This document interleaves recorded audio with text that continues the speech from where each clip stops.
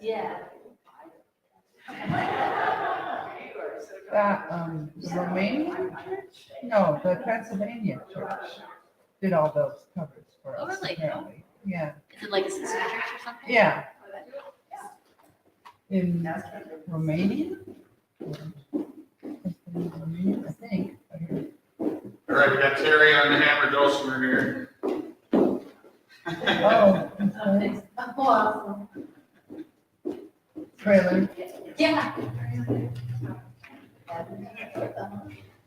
Yeah. Nice. Around. After they speak.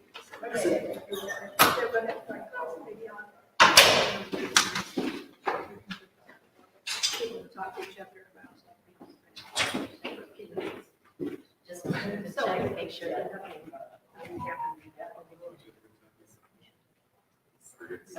they're gonna have people talk. But just for like 4 minutes. Yeah.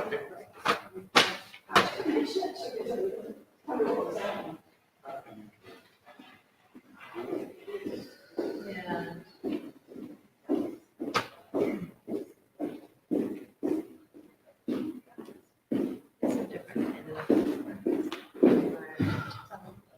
You're not Gordon.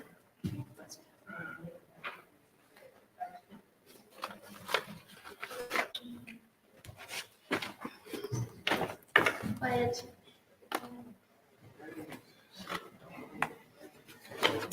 She's aging. And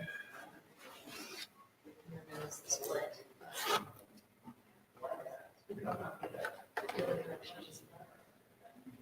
So it's kind of transition. Yeah. Say so. Yeah. Did you get a lot of excuses for people not coming to choir? Or, I didn't check into it. oh, much okay, more. don't stress. Yeah, Don't stress, yeah, I because it's think- gonna fluctuate. Yeah, I think I recalled actually that 2 or 3 people said that they weren't going to here, and then also people that said that they were going to, like some friends wanted to be here. I would check with them. Yeah, kids. Yeah, it's gonna fluctuate, and you'll have but you actually have a pretty strong core. I mean, I'm really surprised. Yeah, I appreciate that. Yeah, Yeah, no, it's and- good. And and any feedback that you have, I'm learning about where I'm not strong, of course. And it's definitely in It's conducting, fine, and it's yeah. definitely hearing the layers of voices. It's fine. The only criticism I have is that our time, the song that you wanted to do, Yeah. go through all of it, because they're all already blinking at you going, we don't get, they get the chorus, they get what they're singing, but they're still not understanding when in the song. And so it's a little just to calm their nerves. Go through, I know you're bored with it and you know it really well, but it's new, it's totally new to them. So just go through the entire thing. Yeah, yeah. Yep, that is true. I think I'm used to. Because you're working with locking into, musicians yeah, you're and locking into, okay, you're gonna come in after I sing this little tagline, and they're like, they're gonna be like tense for the entire refrain, trying to listen for that tagline. So, Good advice. Which one got choir? Is this where you? yeah, Yeah. you're in the choir law, yeah. And you've got all the parts covered, so that's huge too. Yeah, I'm so Because I thought we glad. were just gonna be like stuck with soprano and alto, and then our sopranos were going in, but there's a bunch of people that just come in already, so. Yeah, I'm really glad also that that Doug and Gordon Yeah, are doing the basses. yeah, They're they sounded fun. good, yeah. They do, yeah. And Gordon's pretty strong when he gets his He part has got a down. lovely voice.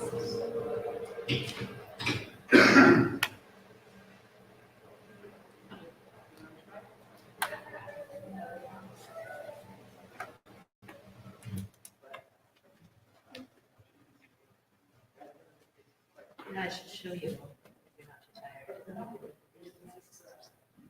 tired. The wing goes all the way back, all these classrooms.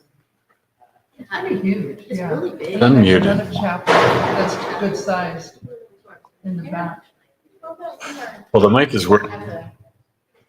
Uh-oh, the dreaded echo.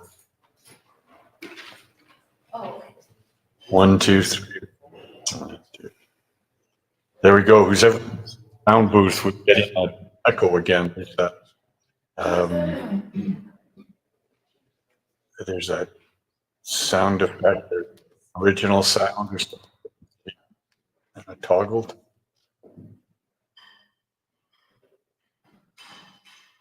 yep. All of this. Oh, okay.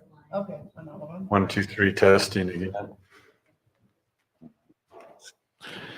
We got the original sound on here, Terry. Oh, Not sure why you'd be having a problem. okay. It is that same problem. Yeah, maybe it wasn't original sound, but it was. Didn't you find a solution to that, Todd? I'm getting there. Really. It's just. This is what it's been. Last time you said you had an echo, you said you found something that corrected it. The last time you were talking about having this echo. Well, You're hearing an echo, because we don't hear any echo on this end at all. yeah, but I think there is a switch. Stephen, can you try to say if it's not just me? Oh, okay. Well, can you hear me? Can you hear me? Yeah, Yeah. so there's an echo. I can hear you both, but I don't have any echo. There's another mic open somewhere. Yeah. Do they have to operate up for the first service? That's Not for a the hard first. thing. 1, 2, 3. No, still. Yeah, that's a hard thing. Maybe if we all, everybody on Zoom and Oh, okay, okay, cool. Okay, well, I can mute everybody. Yeah. Make it a little bit easier. Does that help at all? I'm gonna give some detail about I'll unmute just myself and see if that. So how old is Beth? Well, maybe that's. So, How old is Beth? Maybe it was one of us. I don't know because now it does. seem That was to with have gone us away. muted. Now we're back on. Is the echo still there? Oh, 1, 2, 3, echo. No. Okay. There is a setting for echo cancellation that I had set before, and for some reason it's off now. But I just turned it back on, so. Okay. Okay. Good. yeah, that's great. And Todd, can you make sure that Shelley knows that too? It seems to be turning itself on and off. Yeah, I don't know how it's getting off and on, but I'll let him know. yeah. And I'll tell Todd. Zoom seems to flip switches by itself. Yeah, they can see us. But we don't Yeah, have a very lot of annoying. people. I believe in gremlins. A little more, right, they'll have to be safe.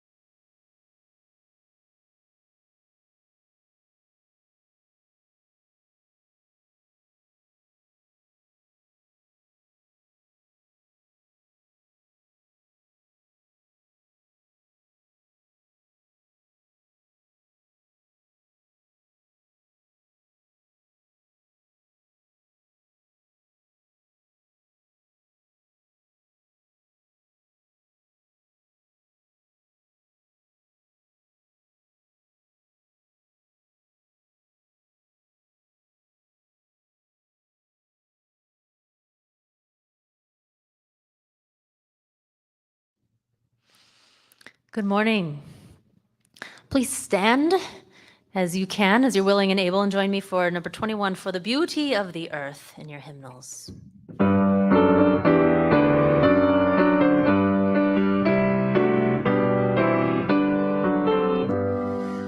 For the beauty of the earth, for the splendor of the skies, for the love which from our birth over and around us lies, source of all to thee we raise this our hymn of grateful praise.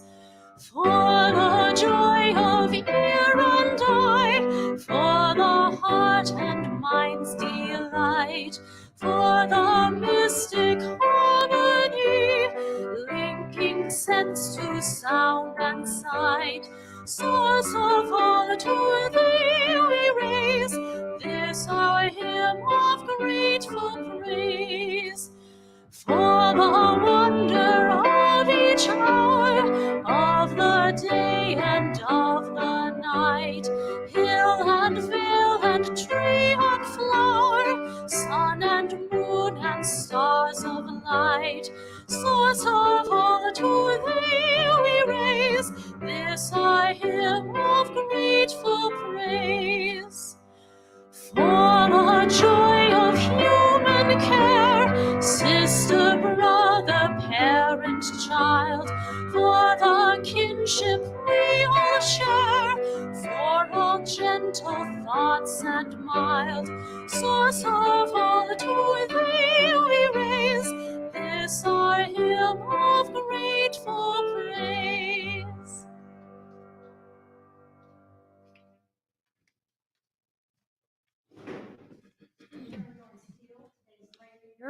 And I welcome you to the Unitarian Universalist Church of Spokane with greetings to our online visitors from across the United States and Canada.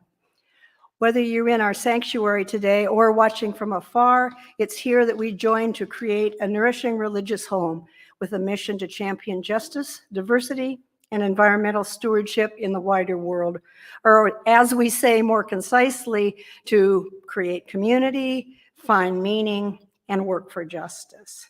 Now, please take a few minutes to greet one another.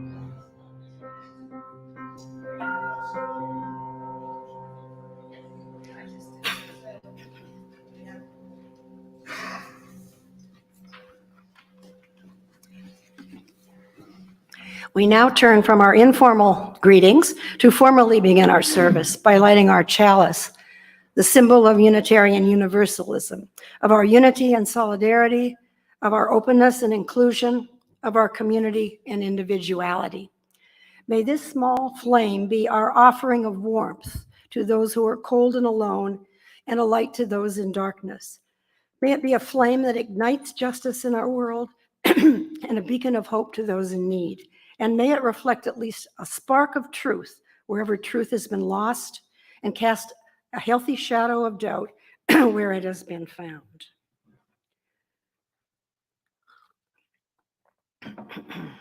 When I retired from a long career as a journalist, I looked for another way to serve the Spokane community.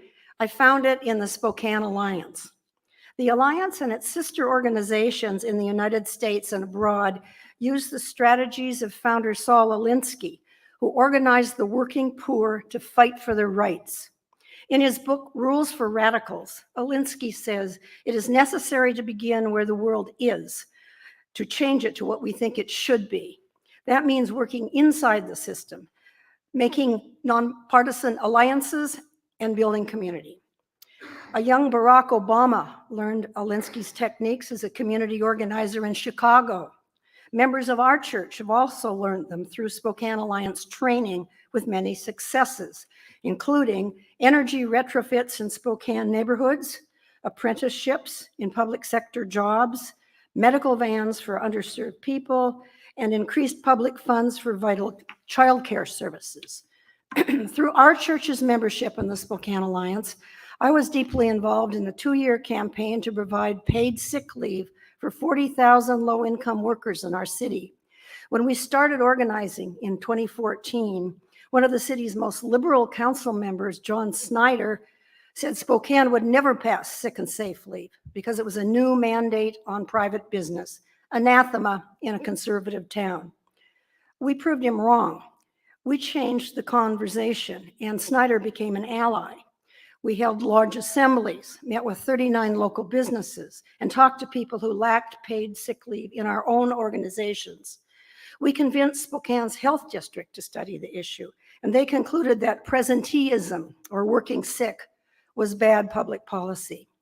We were lucky in November 2015 when Spokane voters chose a progressive council majority, which passed the sick leave ordinance by a 6-to-1 vote.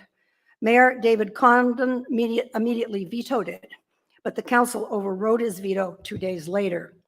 Progressive policy, as you'll hear today more, always triggers pushbacks, and we faced it when Washington voters passed a sick leave law in the November 2016 election. It was due to start in January 2018, but with our local ordinance due to take effect a year earlier. The same business forces that had opposed it now urged city leaders to cancel our local ordinance, meaning another year's delay. So we rallied, once again packing city council chambers, some of you were there, to insist that our ordinance be allowed to take effect. The council agreed, and as of January 1st, 2017, thousands of low-paid workers began eligibility for the first ever earned sick leave.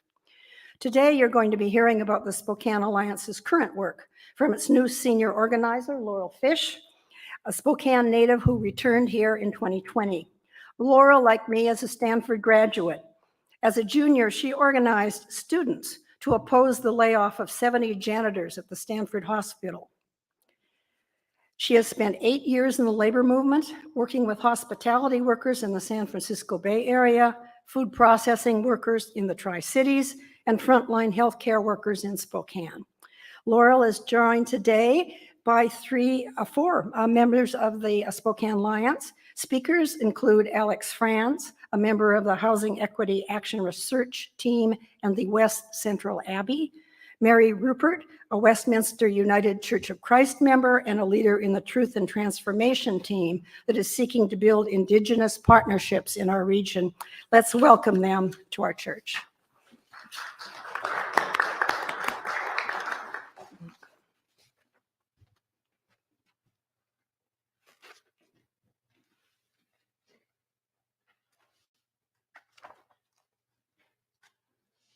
Thank you, Karen. Let's sing. Please stand for number 91, Mother of All.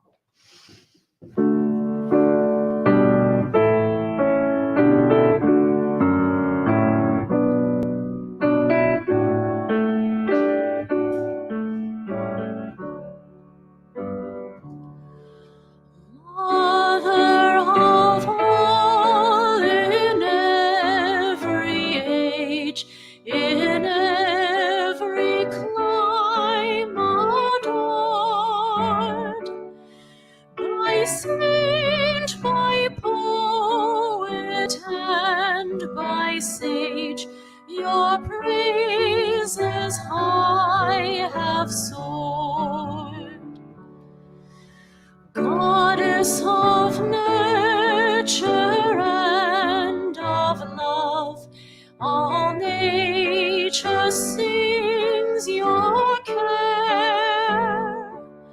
In life's extravagance you prove the gift of giving fair. O Spirit of unfolding grace and deepest mystery, teach us compassion's gentle face and wisdom's mastery. Teach us to cherish this proud earth, its fragile beauty praise, and for the dreams your joy gives birth, a hopeful future raise.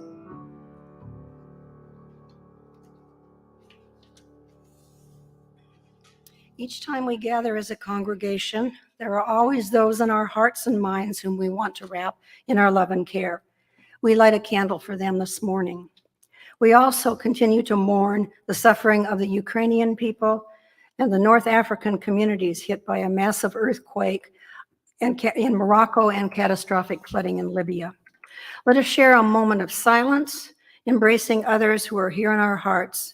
You are welcome to say their names, those named aloud and those remembered in the silence we hold in our community of compassion.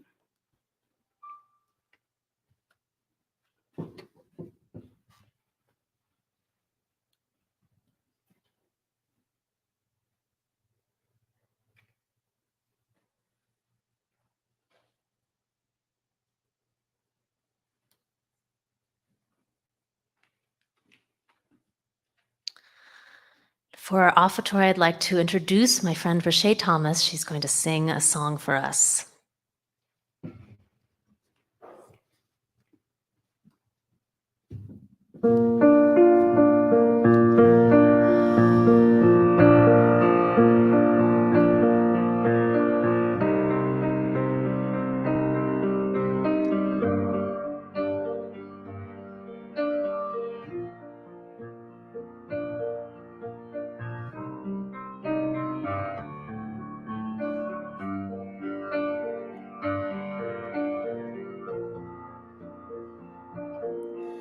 I was born by the river in a little tent. Oh, and just like that river, I've been running ever since. It's been a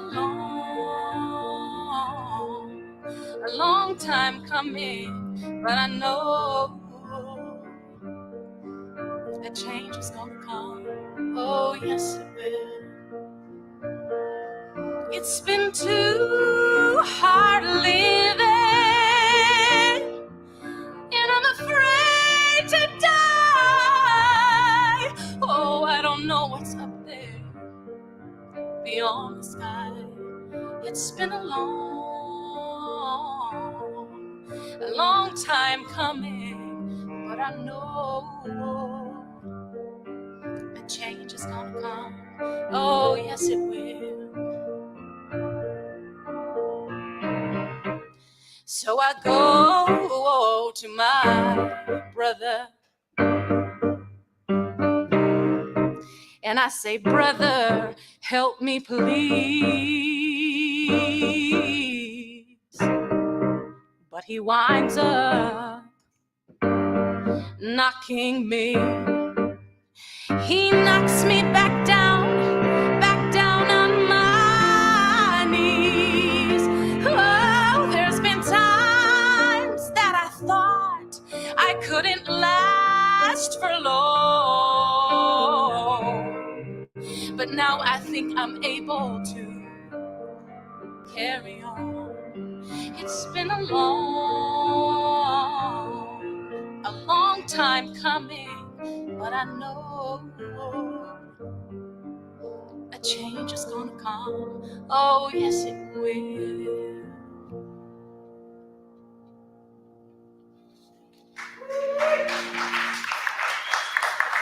That was just beautiful. Thank you. I should have said we've changed the order of service a bit, and I should have announced before the collection that we have a special collection today for Transitions, which is a nonprofit that works to end poverty for women and children in Spokane. It runs the Women's Hearth, a downtown drop-in center, Miriam's House, a transitional housing program, operates 15 apartments for homeless women and children while serving them with childcare, oversees 24 permanent home cottages built in 2018, and runs the New Leaf Kitchen and Cafe, which provides job training in the food services industry. So if you haven't contributed today and would like to, you can contact the church, or you can send a check to the church, mark Transitions, or continue to think about it today. Thank you.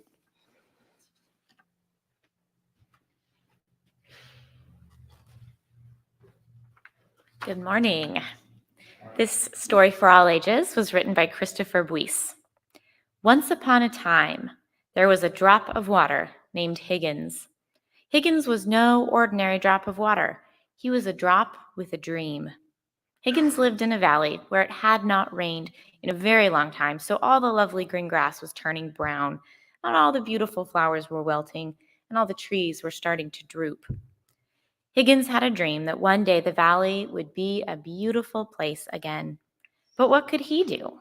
After all, he was just a single drop of water. One day Higgins decided to travel and tell others about his dream. All the other drops listened very politely, but no one believed his dream would come true. Higgins, said one, get your head out of the clouds. You can't spend your whole life dreaming. Higgins decided that he had to do something to make his dream come true. So he began to think and think and think. And one day, as he was thinking, he walked by a rusty old bucket, and he got an idea. If enough of us drops of water got together in this bucket, Higgins thought, there would be enough water to sprinkle a few flowers and help them grow and become beautiful again. Eagerly, Higgins told everyone his great idea, but everyone thought he was being foolish. That Higgins is nothing but a dreamer, they said. Higgins decided he had to do something to convince others he was right. So he said to them, I don't know about you, but I'm getting into the bucket. I hope some of you will join me. Then there might be enough water to help at least some of the flowers grow beautiful again. So Higgins ran as hard as he could, hopped way up in the air, and landed with a kerplunk in the bottom of the bucket. And there he sat, just a drop in the bucket. For a long time, Higgins was very lonely. It seemed like no one else was going to join him. But after a while, some of the other drops could see that the grass was dying, and the flowers were wilting, and the trees were drooping, and they all agreed that something must be done. Suddenly, one brave little drop shouted, I'm going in the bucket with Higgins. And he leaped through the air and landed, kerplunk, in the bucket. And then 2 other drops yelled, wait for us! And they hopped through the air and landed in the bucket. Then 10 drops jumped into the air and into the bucket. Then 30, then 50, and then hundreds of drops came from all around just to hop in the bucket. Soon the bucket was completely full of water. But there were still more drops that wanted to join, so they found another bucket and hopped in that. Before long, there were 2 buckets of water, then 3, then 4, and then 10, and then hundreds and thousands of buckets of water. Along came a powerful breeze that blew over all the buckets, and the water flowed together to make a mighty stream. Everywhere the water flowed, the grass turned green again, and the flowers bloomed, and the trees stood tall and straight once more. And all this happened because Higgins had a dream, and his dream came true. Because he knew that although he was just a drop in the bucket, enough drops in the bucket make a bucket full. And when there are enough buckets with the wind behind them, then justice will roll down like waters and righteousness like a mighty stream. Thank you.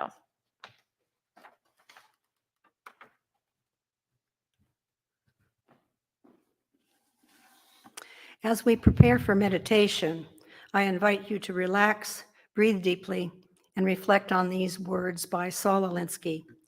When the young talk of values, they are asking for a reason.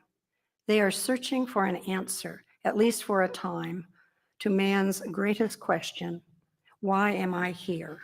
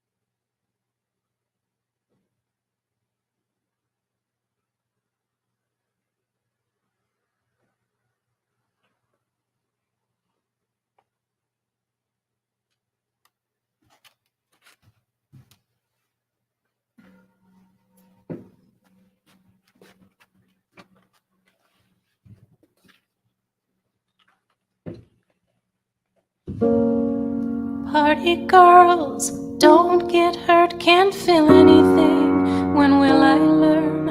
I push it down, push it down. I'm the one for a good time call, phone's blowing up, ringing my doorbell. I feel the love, I feel the love. 1, 2, 3, 1, 2, 3, drink. 1, 2, 3, 1, 2, 3, drink. 1, 2, 3, 1, 2, 3, drink. Throw 'em back till I lose count.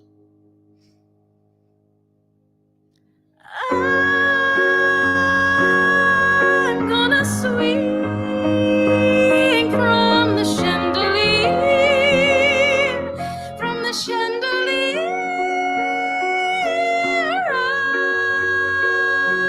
I'm gonna live like tomorrow doesn't exist, like it doesn't exist.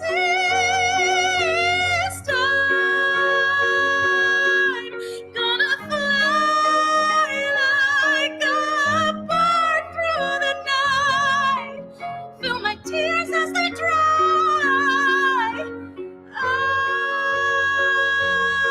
I'm gonna swing from the chandelier, from the chandelier. On for dear life, won't look down, won't open my eyes, keep my glass full until morning light. 'Cause I'm just holding on for dear life, on for dear life, on for dear life. Won't look down, won't open my eyes, keep my glass full until morning light. 'Cause I'm just holding on for tonight, on for tonight. Sun is up, I'm a mess, I gotta get out now, gotta run from this. Here comes the shame, here comes the shame. 1, 2, 3, 1, 2, 3, drink. 1, 2, 3, 1, 2, 3, drink. 1, 2, 3, 1, 2, 3, drink. Throw 'em back till I lose count. I'm gonna swing from the chandelier,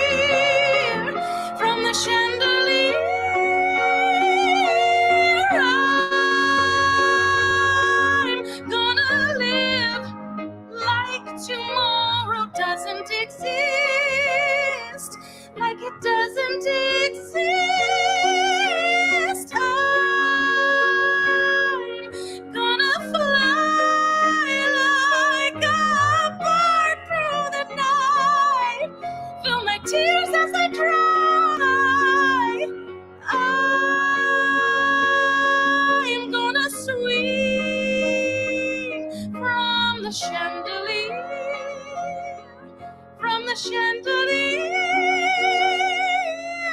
On for dear life, won't look down, won't open my eyes, keep my glass full until morning light, 'cause I'm just holding on for tonight, on for tonight, on for dear life.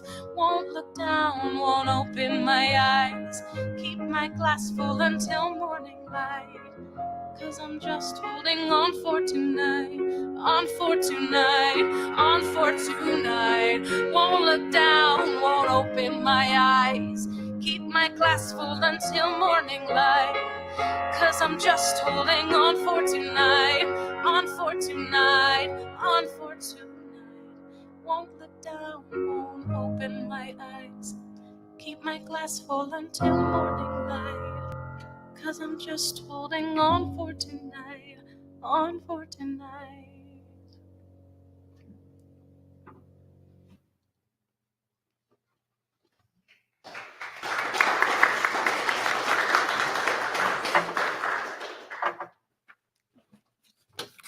Thank you.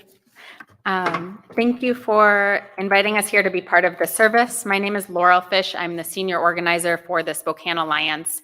And as Karen said, we're a broad-based coalition of over 35 institutions, faith congregations like UUCS, labor unions, and nonprofits organizing together for the common good. I have been the Alliance organizer for about a year now, walking in the footsteps of some incredible organizers and leaders, including many Unitarian Universalists who helped build this organization. I grew up in Spokane and moved back here about 3 years ago.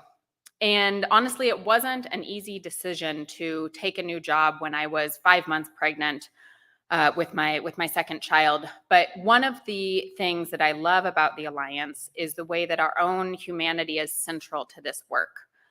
We don't take on an issue because a think tank or a public opinion poll says that it's the right thing to do. We choose our issues based on things that are pressures that are deeply felt for our leaders, our families, and our institutions. In fact, the first big action that I went to was in this building about childcare stabilization.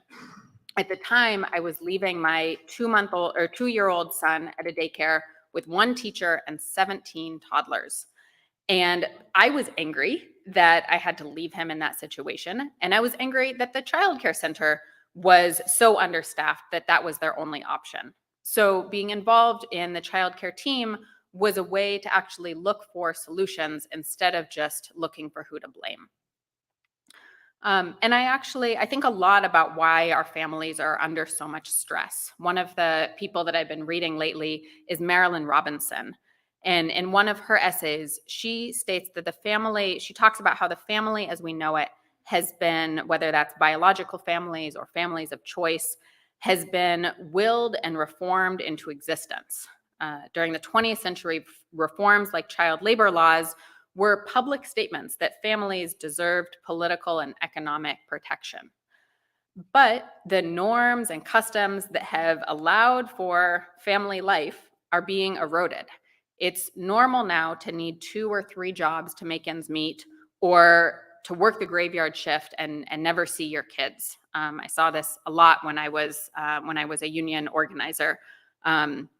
In Spokane, over a third of households are working but can't afford the basic necessities of housing, childcare, healthcare, or transportation. And the line that really sticks with me in Marilyn Robinson's essay is about our commitments to each other. The real issue, she says, is whether people will shelter and nourish and humanize each other. It is creative work, she says, requiring discipline and imagination. We believe that our institutions are critical to how we take responsibility for sheltering, nourishing, and humanizing each other. Being part of the Spokane Alliance means understanding that the pressures affecting families impact our institutions' ability to carry out their mission, and likewise, that our institutions have a responsibility to work towards conditions where families can flourish. To put it another way, families who are working 2 or 3 or 4 jobs might not have the time or ability to be a part of a faith community. And also, our congregations should be asking what it is that's leading families to be in such crisis in Spokane. And we believe that this mutual responsibility happens when we're in relationship with each other, when we're listening to people within our congregations and across our institutions. So today, I'm really here to introduce some of the leaders in the Spokane Alliance who are going to talk about what's going on in their life, what we're doing as a coalition to address these pressures, and we're also going to have some time for you all to hear from each other about what's going on in your lives. So I'm going to invite Alex to start off, and Alex is one of the leaders of the Housing Equity. Come on up, Alex. Housing Equity Action Research Team, and she's going to talk some about what's going on in her life and what we're doing about it. Thank you. Good morning. I'm Alex Franz, and I'm a proud resident of West Central. I've lived in 8 different places within the neighborhood for the majority of the last decade, fighting to stay here through it all. I worked the front lines of the neighborhood's community center during the pandemic before my current position at Our Place, the second largest food bank in the county, where I witnessed families facing housing insecurity daily. When I decided to leave my position at the community center, my primary drive to stay employed in West Central was so I could still work with the same families and neighbors. This job encompassed getting to know all of my neighbors, including those camping on the riverbanks. I knew that if I didn't find a way to stay here in the neighborhood, I'd be one more lost connection in their already barren support network. In 2019, I was working at the West Central Community Center during the day, going to school at night, and leasing a home with my partner who had an additional income. Deciding to leave that partner and his alcoholism, a detriment to our family, my children ages 2 and 5 at the time, led to our longest bout of homelessness. Though I had a month to search for a place before leaving, immediate housing security was virtually impossible. I have experienced everything from couch surfing with kids to renting from slumlords, resulting in bed bug trauma I still carry, carbon dioxide poisoning of my infant, and finally leading to my family's most recent displacement last fall, a house fire that took most of our rental home due to faulty electrical that was not up to code. My stories are not unlike my neighbors. Last month, a family of 3 from the neighborhood decided to come volunteer at Our Place.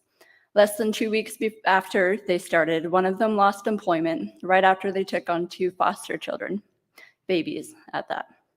Immediately, they flipped from having the capacity to volunteer to needing more services.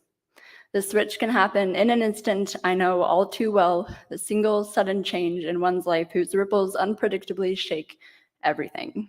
Finding one's roots again is far from easy, no matter the circumstances one starts with. These experiences fighting for myself and others to stay in West Central make it especially hard to see vacant property sitting unused. One of the solutions that we've been working on through the Spokane Alliance Housing Equity Action Research Team is asking local public officials to repurpose surplus public land so that it can be developed as dignified, affordable housing. One example of a potential lot we have our eyes on is the county-owned property at Maxwell and Maple. A contaminated blight on the block, sitting vacant for years, it is waiting for our county leaders to choose to act. The money for cleanup is already there, as is the state law allowing it to be donated for housing. So, as a parent and neighbor, I can no longer stand by without urging those leaders to act. After my own family's housing insecurity and every day on the clock listening to others' stories, the belief that I can and must organize is fueled evermore. I've been on both sides of the table, still am, the person helping and the person facing these pressures. Until we can all be on the same side of the table together, we have work to do yet. Until my neighbor has the security they need, I don't have it either. Thank you.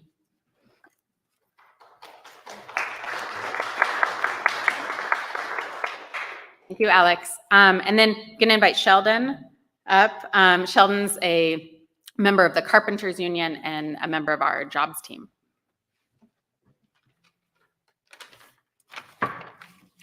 Good morning. Hello, my name is Sheldon Bennett. I'm a 35-year member of the United Brotherhood of Carpenters, and I'm a member of Carpenters Local 59. Together through the Spokane Alliance job team, my union, and others, We are working on a city ordinance that would ensure our public dollars are being invested in jobs that will create public benefits like family medical insurance, a multi-employer retirement that works for the construction industry, and good safety records. One of the reasons that I care about this ordinance is that I've heard from many of our members talk about how the whole community suffers from fly-by-night contractors. I'd like to share a story of one of our newest members, Donald Morrison, who became a union member just a few months ago and gave me permission to share his story. Don worked non-union construction jobs for 18 years, which means for 18 years, he had no retirement contributions at all. His plan was to work until he physically could not work any longer.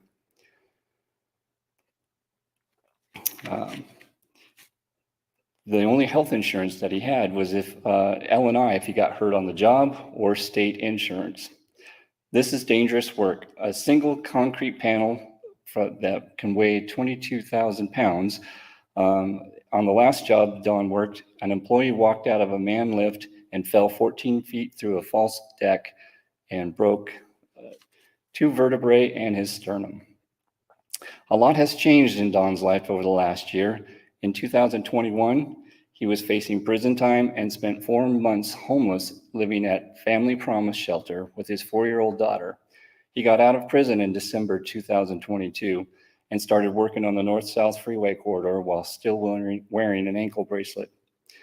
This June, Don asked his pastor how he would know when it was time to leave a job and look for something else. His pastor said it would be undeniable. That same week, Don got hired by a union construction firm on another part of the North-South Freeway, just across from his previous job. Now, when his job ends, he has to look for another one. His pension will follow him so that he can retire before his body gives out. He was just diagnosed with skin cancer from working so many hours outside, but now he qualifies for medical insurance so that he doesn't have to worry about the cost of treatment. His new company goes the extra mile with safety. For example, they invested in catwalks and retrieval systems for when employees are pouring cement columns, they can get out quickly if something goes wrong. After getting out of prison, Don got his 4-year-old daughter back and is working with formerly incarcerated people to get into the industry. As for myself, lately, I've been going to a lot of meetings with city council members and ask that they invest in jobs that provide broad benefits for the whole community. It's not about whether jobs are union or not. It's about jobs that people can imagine a future for themselves with their families. I'm so proud that Don has been able to do that through our union, and I want to see what the future holds for him. Thank you.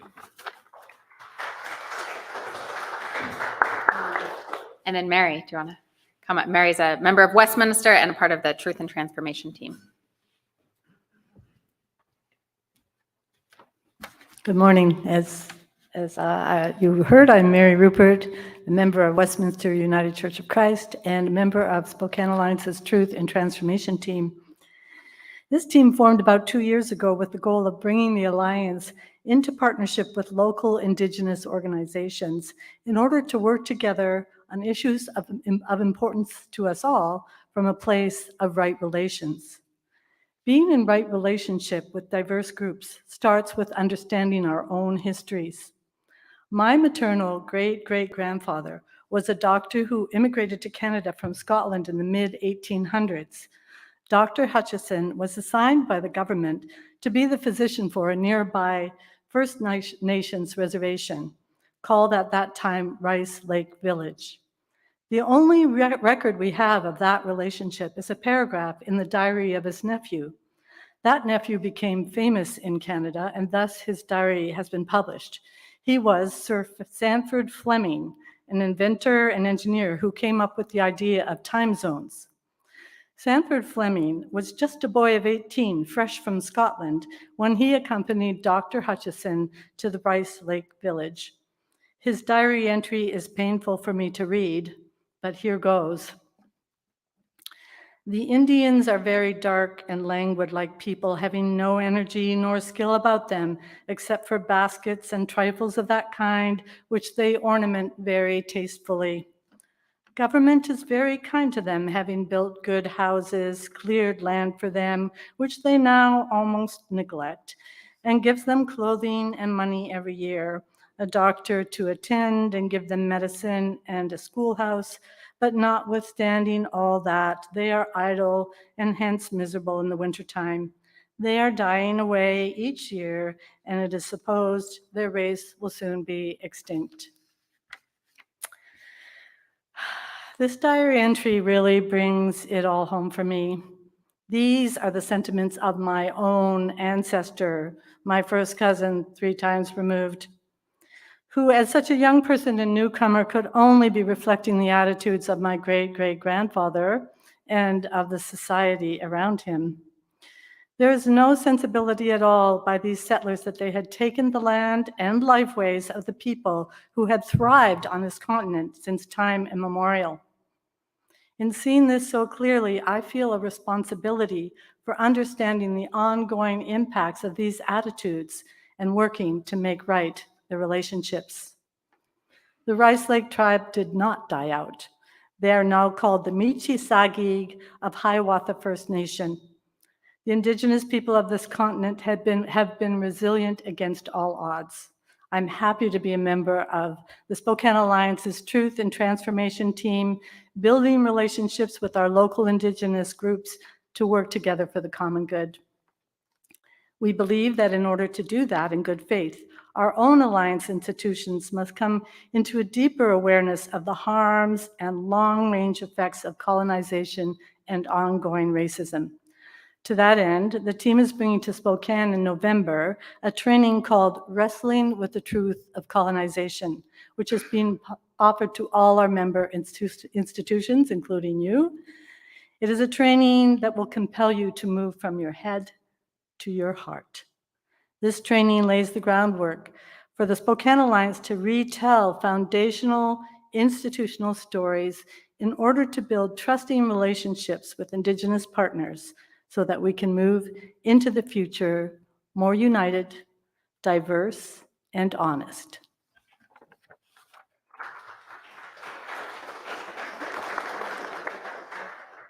All right. Thank you, Mary. So I hope that gave you a sense of some of the issues that we're working on, but also the sense that this is coming from personal experiences and stories of things that people are feeling in their lives or their community. And we would like to invite you into that conversation. So we're going to take 5 minutes now to turn to your neighbor or find a neighbor and share something that's going on in your life about a social or economic pressure that's keeping you up at night or that you're seeing in the community. So it can be about one of the themes that we talked about or something else going on in your life. So I'll let you know when 5 minutes is over. So turn to your neighbor. Yeah, go for it. Thank you.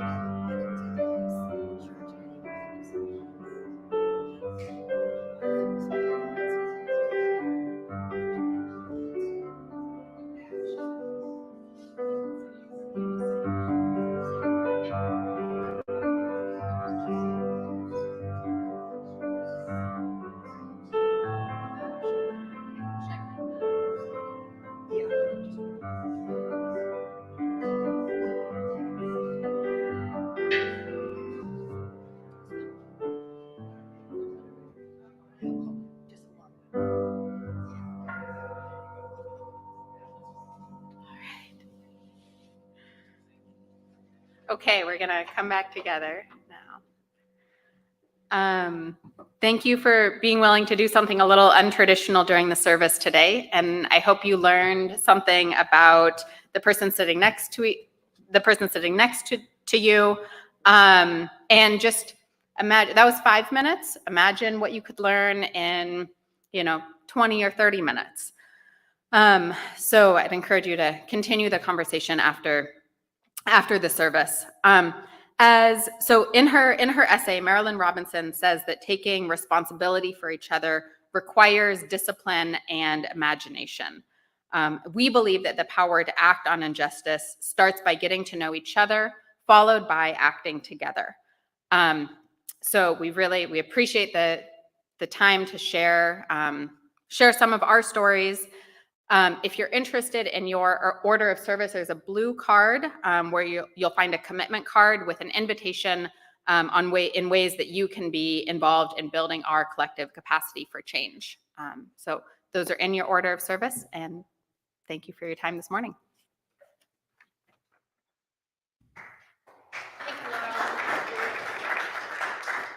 Thank you, Laurel. That was very inspiring, and I appreciate the structure. It was really great. Let's sing again. Stand if you can. We'll build a land, number 121 in your hymnal.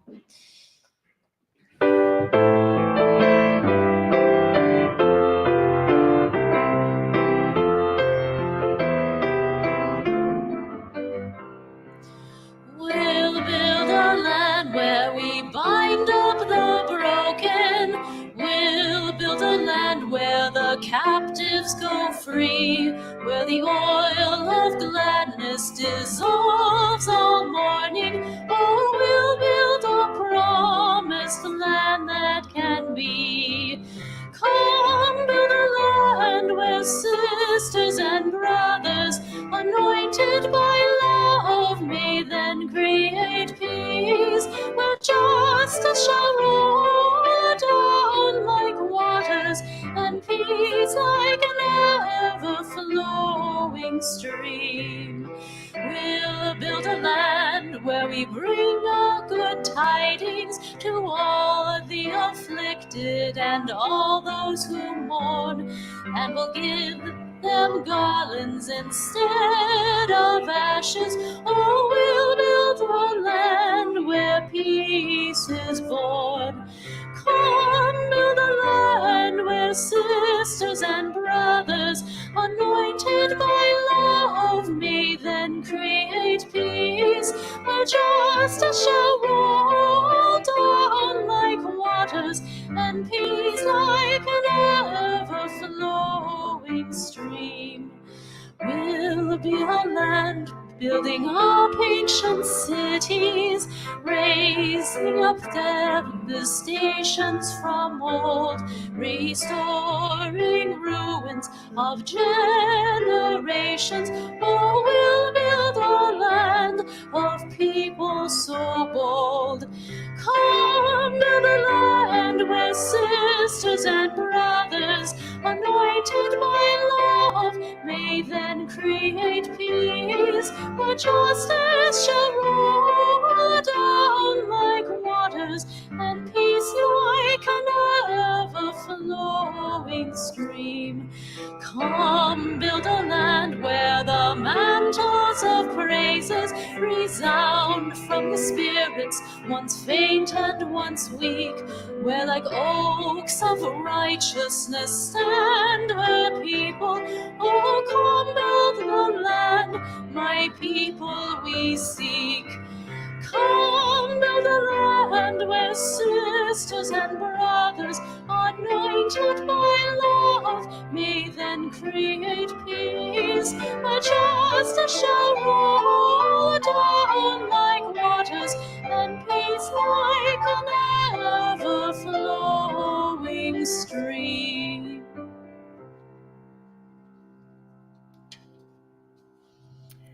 One of our late members, Mickey Thompson, told us a few years ago that he thought that hymn should be the anthem of the Spokane Alliance. That's why we chose it today.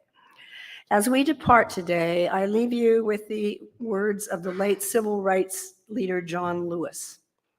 If you see something that is not right, not fair, not just, you have a moral obligation to do something about it. Amen. Blessed be. Salam alaikum and shalom.